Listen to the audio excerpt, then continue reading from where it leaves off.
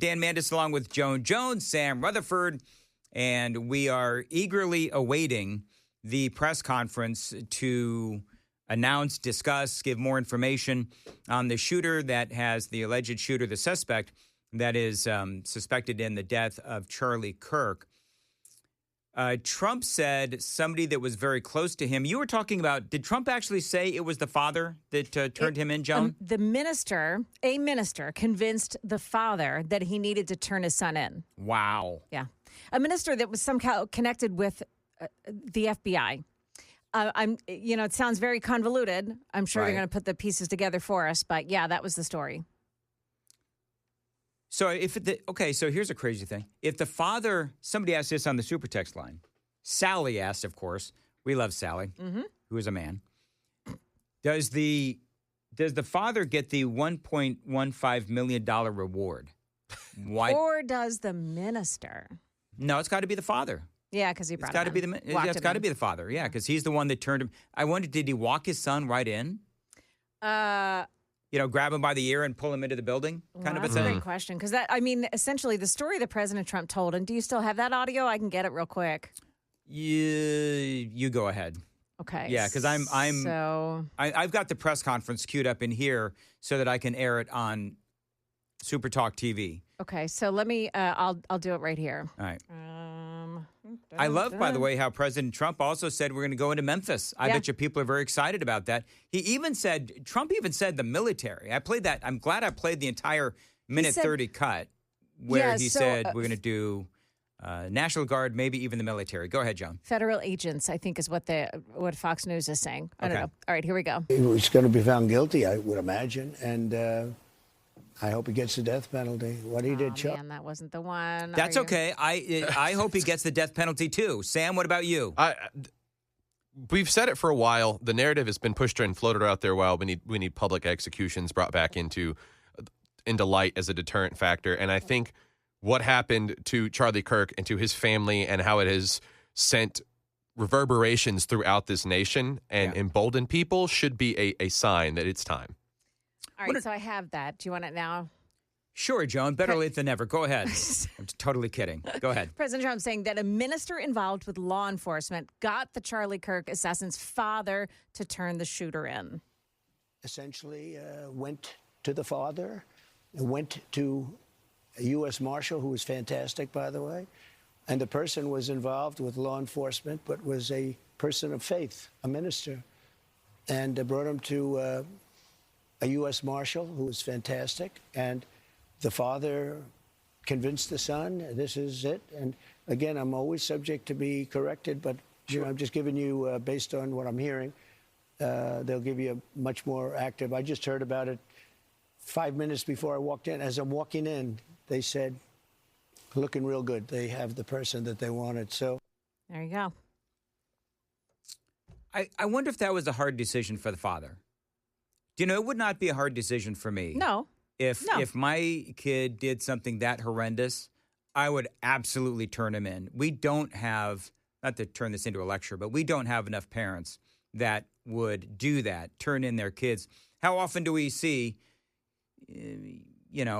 people, young people that do abhorrent things? And, you always got some parent out there, he's just getting his life together. Yeah, okay. As he he's a good shoots boy. 4 people. He's a good boy. He's always taking care of his mother. Yeah, that's what it is. By the way, so earlier we were talking about, as we're waiting for this presser, so we're not going to miss anything. We're talking about people who are perhaps horrified at what we're seeing on the left as far as all of the nasty things that people are saying online and so forth. And so this person has something to say about what is now his former party affiliation, the Democrats. He's leaving the Democrat Party based on their bad behavior, and he's actually now saying enough is enough. So far, I've seen videos of just the left being pro-unaliving political opponents, whether that be Trump, J.D. Vance, people celebrating what happened to Charlie Kirk today. It's just disgusting behavior. The fact that I have been a part of the left for 7 years, I never thought we'd get to the point where I would have to look at my own party and be like, oh, hold on, I can't support you anymore because everything that you are doing right now is against your political viewpoints and your values and beliefs. To sit here and promote gun violence against your opponents is wrong.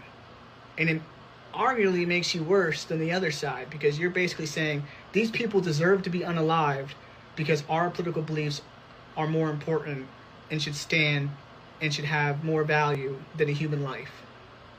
Ooh. Yeah, that doesn't sit right with me at all. Ooh. So I think, Joan, I believe that we're going to see a lot of that. Because I know that we're all talking about all of the terrible things that we're seeing, but I think that does need to be balanced out with these kind of folks who are saying that they are horrified by what their party is saying. We're waiting for the press conference with the Charlie Kirk shooter. The person is in custody. Now, the Daily Mail is saying that the person is by the name of Tyler Robinson, a 22-year-old Utah resident. That's what the Daily Mail is reporting. They've got this as an exclusive. Charlie Kirk killer identified as Tyler Robinson after assassination in Utah. Law enforcement sources telling the Daily Mail that Robinson was taken into custody as the alleged assassin who killed Charlie Kirk at the rally in Utah. Let's see here. Sources telling the Daily Mail that the killer then confessed to his father, a 27-year veteran of the Washington County Sheriff's Department. Public records showed his father then contacted authorities and secured his son before he could be taken into custody. His mother, Amber Robinson, works for Intermountain Support Coordination Services, a company contracted by the state of Utah to help disabled people receive care.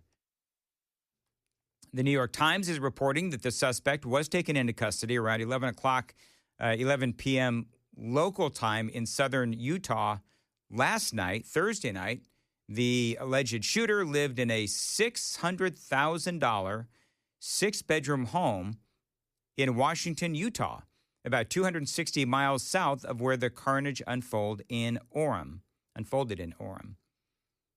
Let's see. Little is known of Robinson at this time, and officials have not yet released a motive to the shooting. We had a couple of people, Sam, talk about, they called in and they gave a name. That's not the name that they were giving? That's not the name. The internet went crazy the other day, and the Redditors, the 4chan users, came up with the idea that it was a trans musician from Utah by the name of Sky Valdez. Right. That was one of the callers tipped off to, who's also from Utah.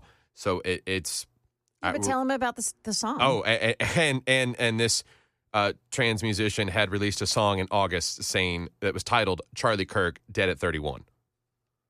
Oh. So I wonder if in some way... There's a connection? There's still a connection. Well, this the name of this person, what is it, Tyler Robinson? Robinson. I'm sure people are Googling that now. I'm sure, Sam, see what you can find out about this. But there's probably a bazillion Tyler Robinsons in Utah. They said he lived in, where was it? Washington, Utah. The alleged shooter lived in a $600,000 six-bedroom home in Washington, Utah. So I wonder if he was living with his parents or if that's his own home. That's one thing that I would wonder. It sounds like his parents' house. You never know. But we're waiting for the press conference to begin. Donald Trump again. Let's see. This was, here we go. I got audio of Trump. This is President Trump earlier today announcing that he had learned that they had the suspect in custody. Can I always say, I think, just to protect us all, and so Fox doesn't get sued, and we all don't get sued, and everything else, but I think with a high degree of certainty, we have him in custody, right? In custody. Everyone did a great job. We worked with the local police, the governor. Everybody did a great job. You know, getting somebody that you start off with absolutely nothing. And we started off with a clip that made him look like an ant that was almost useless. We just saw there was somebody up there. And so much work has been done over the last 2.5 days. You know, it's amazing, actually, when you start off with that and then all of a sudden you get lucky or talent or whatever it is. All right, so there you go, Donald Trump. So, this morning has been flying by with the anticipation of this press conference. We are awaiting. Any idea, Joan, on when it's going to begin? Still an empty podium. You know what I used to call this? Nice flags behind it. Yeah. Podium watch. Podium watch, yes. We are on podium watch. So, I mean, it sounds like if the father turned him in and, father is, what did he say, a former sheriff? So. There are photos of him, of this alleged suspect online that show him wearing a shirt that says, "Be the change." Okay. Yeah. Does it show anything else, Joan? Like, just anything else? No. Okay. Just trying to find, because, the rumors are that there was, trans squall. Yeah. On the guns. Now, we don't know. That was never confirmed, was it? Yeah. Well, it was confirmed by the Wall Street Journal yesterday. It was. Yeah. Wall Street Journal confirmed there were, like, pro-trans scrawl on the weapon. Yes. Okay. And Antifa. Antifa stuff. Anti-Trump. Yeah. Anti-fascist, all that stuff. Right. Okay. So. Okay. So did we break that information here first on WTN yesterday? No, we did not break it first. And I love you, Sam, but we can't. So we're waiting for this press conference to begin. And I think one of the things that, and I want to keep hammering too, that, listen, we got National Guard, President Trump, National Guard is going to be going into Memphis. Now, a couple of days ago, we actually talked about that, right?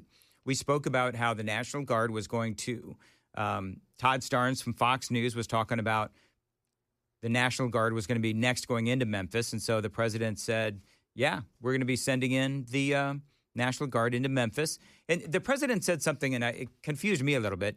He said, National Guard, and then he said, and the military too. Well, I don't know what he meant by that. The National Guard is considered the military, obviously. You're so right. I don't know what else he meant, but we'll keep an eye on all of that as we continue to wait for the press conference. 615-737-9986. All right, so here's what we're going to do.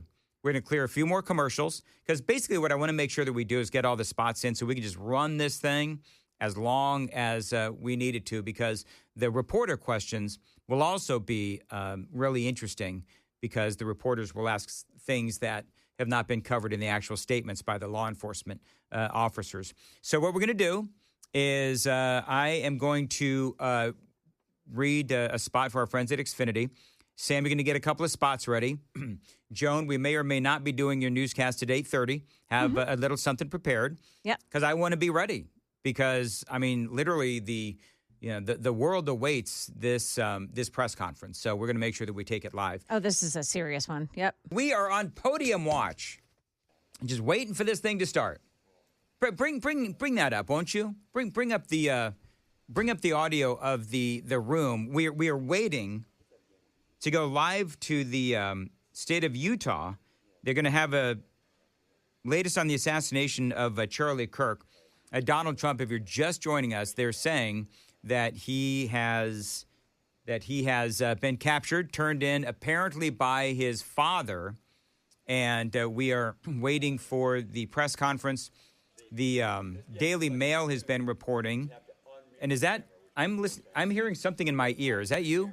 Is that playing on the air? Yeah. Okay. That's the room. Press conference, ambient noise. Yeah. Do you know what's so funny about when you wait for folks, if you ever go to a concert and you're waiting for the band to come out, and the roadies like scurry onto the stage and start playing around with, chords and microphones and all that kind. That's what this is like. Yeah.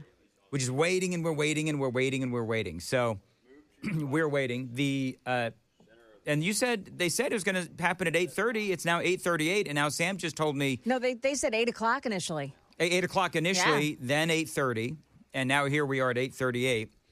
And Why don't they just make it for 9 o'clock and stop us from all having to sit here in angst?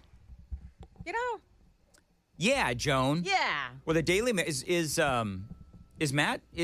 not Matt. Chris, is Chris where he's at? Chris is on, I the road am, today. We are at Bobcat of Nashville in Laverne. We're going to be doing the show out here live today. But we're out here, man. We're out here. I'm waiting for this press conference just like you guys are. And hopefully it's not as big of a letdown as the press conference was last night. I don't know if you saw that one. That could have been an X-Post.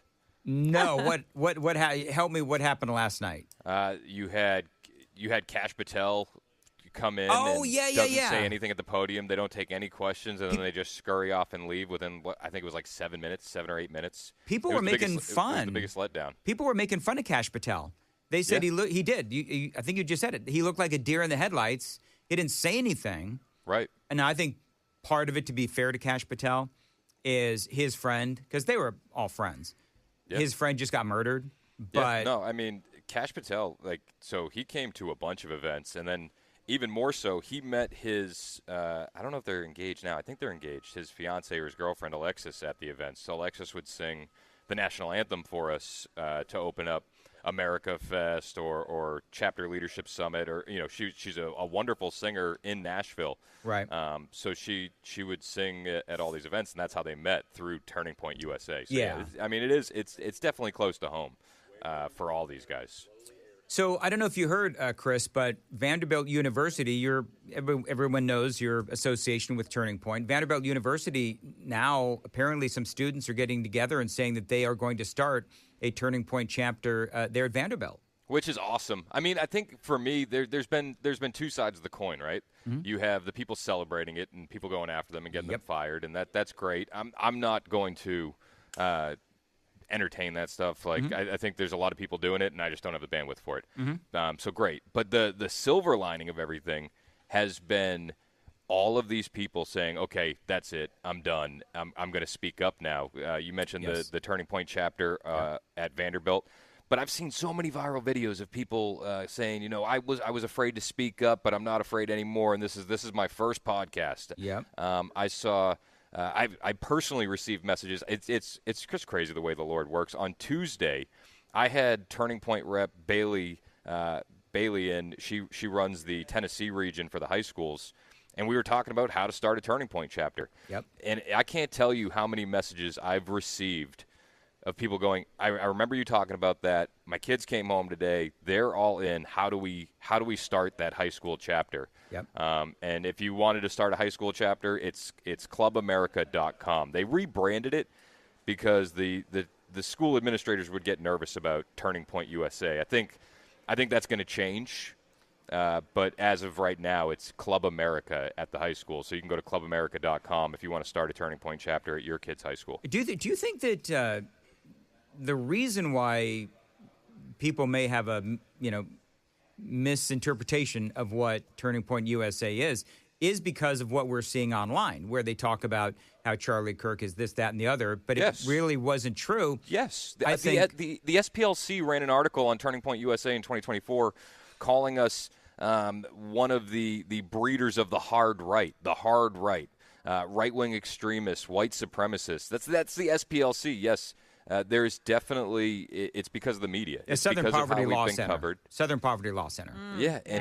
It's actors like that, and it's the mainstream media that has just demonized this organization and this man. The Southern Poverty Law Center, I mean, they are always calling conservative organizations, I don't know what their designation is, but they're always saying that they are spreaders of misinformation and they're dangerous and all of those other things. And I think part of what's going on, Chris, and we talked about this yesterday, is that I think that Charlie Kirk's videos are getting shared, just like I wanted people to. And of course, a lot of other people saying the same thing, which is his words are going to live on. And so the more that his message is spread, the more people will realize, wait a minute. I mean, he this is what he said. He didn't say that. Do you know what I mean? Like I've got a video where you had the Stephen King. You probably have this story too, where Stephen King went out and he actually accused Charlie Kirk of saying that he wanted gay people stoned to death. Yep. And that's not what Charlie Kirk said. That's not what Charlie Kirk said at all. He was actually quoting Bible scripture. Yeah. And so they took it completely out of context. Well, and that's the thing that they do. And with Charlie, with what he did, and they could do it with you, and they could do it with me. There's so many hours of video. It doesn't take any bit of strength or ingenuity to clip out of context. No, that and listen, that is obviously what they do. And I think that the more that people realize, you know how we talk about Trump derangement syndrome?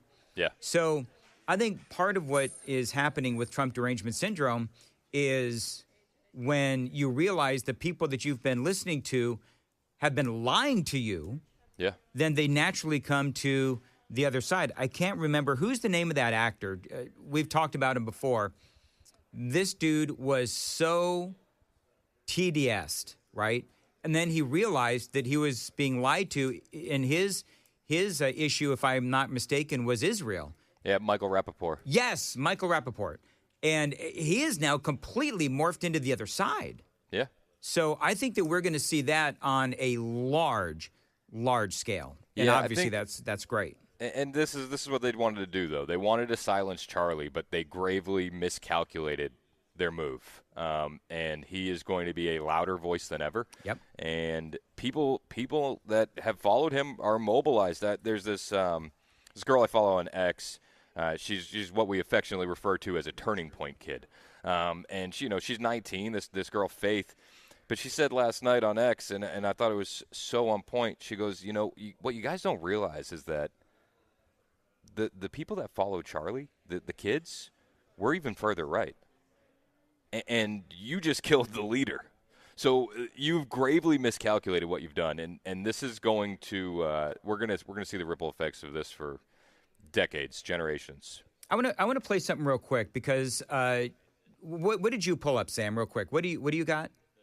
You said in reference to you asked me if we could reach scripture. The verse of the day in the Bible app it's just right on the money, profound, out of 1 Peter chapter 3 verse 15. But in your hearts, revere Christ as Lord. Always be prepared to give an answer to everyone who asks you to give the reason for the hope that you have, but do this with gentleness and respect. So very profound, absolutely. That's Charlie. That is Charlie. I want to play this audio bite because we're talking about how Stephen King said that Charlie Kirk said that he wanted gay people to be stoned, which was obviously not real and not true, and they're taking his words out of context. But I do want to play this, and because of what we're doing right now, I can't show the video on TV. But this was a guy, gay, at a college, and he admitted to Charlie that he was gay, and they had an outstanding dialogue. Listen to this. I'm a gay conservative, and I just want to ask you, what do you have to say for people like me who kind of feel like, I guess, it's kind of hard for gay conservatives because there's not a lot of us. So, what do you have to say to other gay people who need to realize, they do have a choice? Yeah, first of all, welcome to the conservative movement. I don't think you should introduce yourself just based on your sexual attractions. No, I agree. I like because that's not who you are. I like to be thought of as a person, and for sure, you are a complete human being, and I'm sure you treat people well, and you're studying something. So I want to get away with this idea that you're gay anything. I just think that we have gone a long way in the negative direction in this country, where we act as if the most important part of your identity is what you do in the bedroom. It doesn't mean that much to me, but if you ask from a perspective as a Christian, I don't agree with that lifestyle, but politics is about addition and multiplication. I imagine you agree with a lot of what we talk about. Absolutely. Right? Strong borders, strong country, and for that, we welcome you into the conservative movement. I mean, somebody tell me what's hateful about that really great moment with this 19-year-old. And I can give you even some more inside baseball. Turning Point USA is a meritocracy. And there are gay individuals that work at Turning Point USA. Do you want to know why? It has nothing to do with their sexual orientation. Yep. They could get the job done. Mm-hmm. And when we sign up for working at Turning Point USA, the question is, can you get the job done? And they hire based on culture fits. They're more worried about you fitting in with the culture of conservatism than what your sexual orientation is.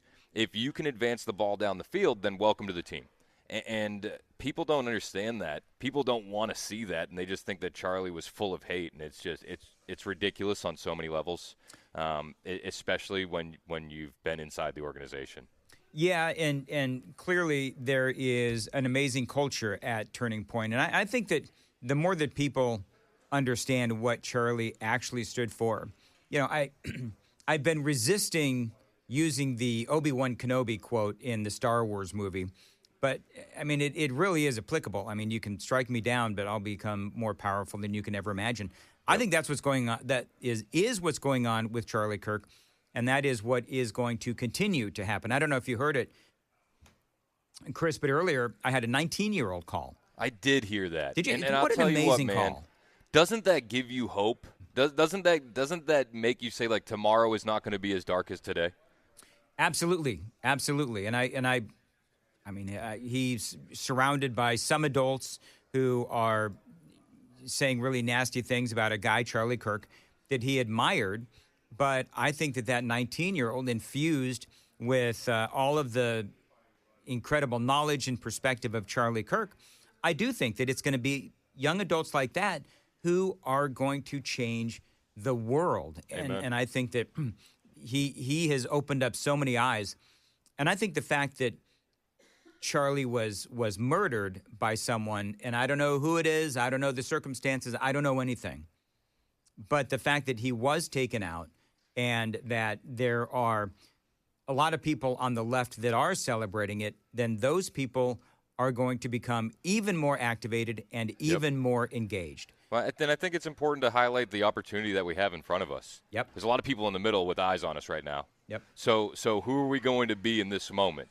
Are we going to be angry and seeking revenge, or are we going to let that be the Lord's? I think that we need to do the latter, and I think that we need to be the best ambassadors for the conservative movement that we can be right now. And that doesn't mean giving a pass to this killer, but we gotta welcome these new voices and eyeballs in, and use this moment to register new voters, bring people into the movement, start turning point chapters. Like there can still be a lot of good that comes from this. I said it during my show yesterday, and I'll say it again. God won't waste your pain. So we do have a moment in front of us that we need to capitalize on. And I think that's what Charlie would want. So your show yesterday was amazing. Thank you. How in the world did you get through that, man? I have no idea. I think and today's going to be a lot better. I'm a lot better today. I feel a lot better. I was going to ask how you doing. It sucks. It sucks. It's so close and so personal on so many levels. So I mean, even down to so last night I'm on I go onto the underbelly of the internet, and it's like I see these conspiracy videos where they're like, look at this security guard. The security guard might have shot him, and it's like, no. I know that security guard. He's been by Charlie's side for years. Like, this is just, it gets silly. Yeah. So being that close to it, it's different. Have you seen?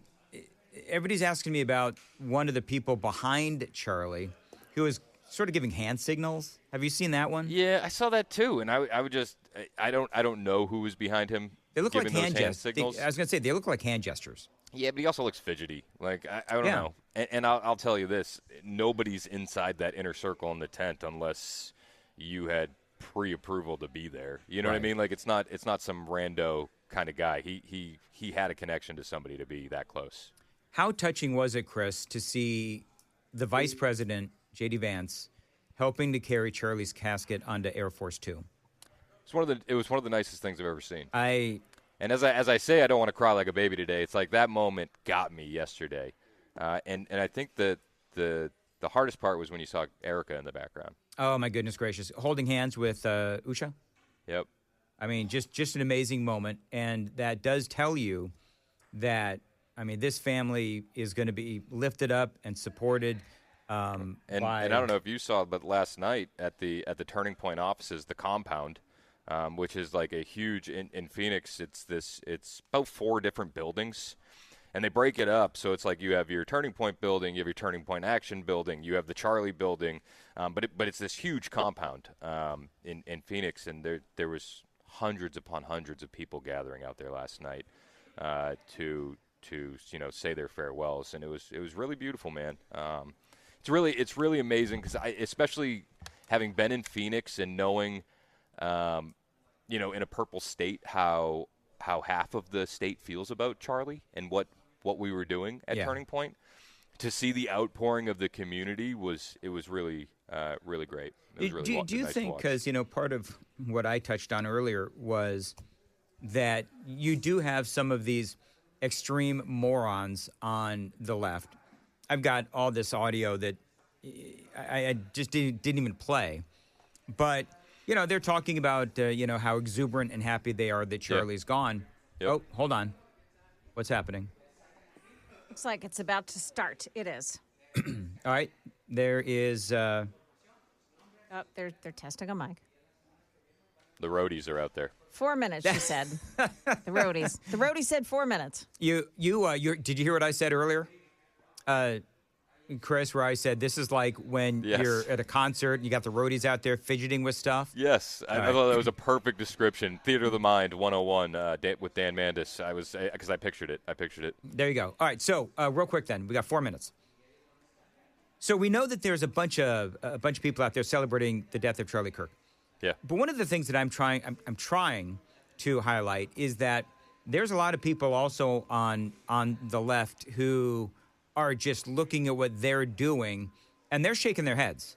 Yeah. And just like if something horrible happened to a liberal or a Democrat, and there were some people on the right that would be celebrating that, we would decry that. We go, no.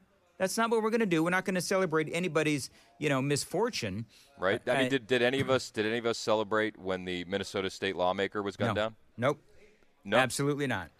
I will say this, as we enter night 3 of riots and fires after the death of Charlie Kirk, I'm asking for everyone to remain peaceful. Oh, wait, no, never mind. We didn't do that. Never happened. Never. Yeah. We didn't do that. Never happened. Only violence that's been caused was how much food I ate to grieve. Well, there's still so much more to talk about, and I don't know. Did you hear what the Daily Mail is reporting? Daily Mail is reporting that the shooter has been identified. This is exclusive to the Daily Mail. Has been identified as a person named Tyler Robinson, a 22-year-old Utah resident. They say that he was turned in. He confessed to his father. His father is a 27-year veteran of the Washington County Sheriff's Department, public records showed. His father then contacted authorities and secured his son before he could be taken into custody. His mother, the suspect's mother, Amber Robinson, works for Intermountain Support Coordination Services, a company contracted by the state of Utah to help disabled people receive care. Apparently, he lives in a $600,000 six-bedroom home in Washington, Utah, which is about 260 miles south of where the carnage unfolded in Orem. So I don't know if that means he's living with his parents at the age of 27 or 22. Sounds like a guy that could use Charlie's message. Yeah, It does. Absolutely. But we don't know anything else. That's all we know. Good for the father, by the way, that he has decided now that he did turn in his son. By the way, one of the other stories out there you probably have, the FBI had a $100,000 reward for information leading. You just see that Bill Ackman had said, okay, you know what, I'm going to put $1 million in, and then Robbie Starbuck put in another, I think it was $25,000. Yeah, and Robbie's gonna be joining my show at 11:05 to talk about that. And when we were texting last night, he's like, "Full disclosure, it's gonna be a raw interview." And I said, "Full disclosure, I cried for 3 hours yesterday on the air, so you're in good company. Don't worry." Yeah, no, I get it. And Robbie is one of those guys who has been at the forefront of trying to recruit the younger generation as well. So you've got Charlie Kirk, and I think it was Robbie who actually posted it, where somebody did. I don't know if it was Robbie or not. So, but who is going to be the next voice? Who is going to be the next Charlie Kirk? Yeah. And I do believe that Robbie is one of those guys who could continue on with the work of Charlie. And there's a lot of other people as well. But Ben Shapiro is an older guy.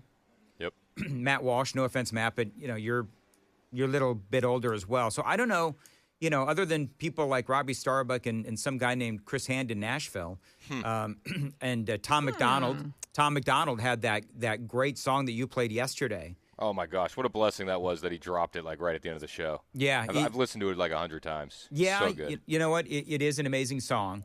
And I think that's one of those songs that I saw this morning that it was, what is it, number 1 on YouTube, which I didn't even know YouTube had its own little chart or whatever.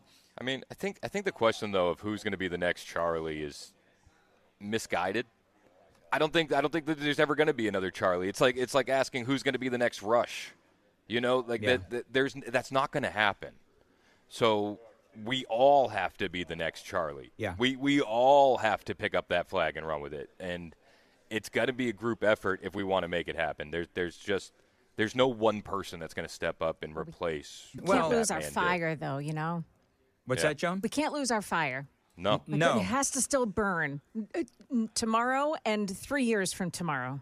Yeah. Well, and as I said before, the videos of Charlie are timeless. And so I think that for us who are, continuing to carry on that message, I think that we've got a lot of sharing to do. It's what I've been asking folks to do, and I'm sure you probably have done the same thing as well, Chris. I just think that there's a lot of videos to share, and I think that I think that we don't necessarily, to what you said, I don't know if we necessarily need, and I'm air quoting this, need another Charlie. We just need to share the Charlie that has been spreading such an incredible message for how many years? About what, 12, 13 years? Yeah, I think it was 13. Okay. I mean, he started at 18. It's an unbelievable story what he was able to build, and the conferences. If you've never been to a Turning Point conference, we should all gear up and get ready to go to America Fest this year.